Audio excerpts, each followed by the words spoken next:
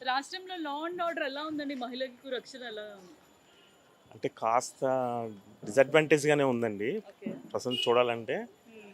Government కూడా దాన్ని పట్టించుకుంటే బాగుంటుంది. ఓకే. గత ప్రభుత్వంకి, ఈ ప్రభుత్వంకి ఏమైనా మార్పు ఉందండి? ప్రభుత్వంలో అంటే ఇప్పుడు ప్రభుత్వం చూస్తుంటే హ్మ్.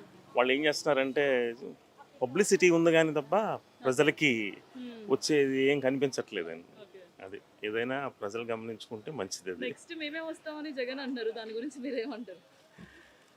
ఎవరి హోప్ వాళ్ళకి ఉంటుంది కదండి. ఓకే. సో వాళ్ళు చేసే పనులను బట్టి ఏదైనా ఉంటుంది. మహిళలకి ఉచిత బస్ పెట్టారు కదండి! దాని గురించి ఏమంటారు? అది కరెక్ట్ కాదండి. అది హ్మ్. ఎందుకంటే అది గవర్నమెంట్ ఆదాయం కూడా చాలా లోటుగా కనిపిస్తుంది. ఓకే. అది కూడా డిసడ్వాంటేజ్ ఒక విధంగా చెప్పాలంటే.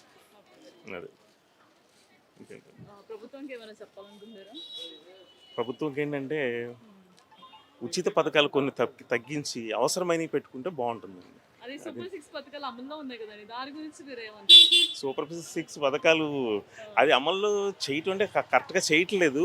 అది ఓకే. చేస్తే బాగుంటుందండి.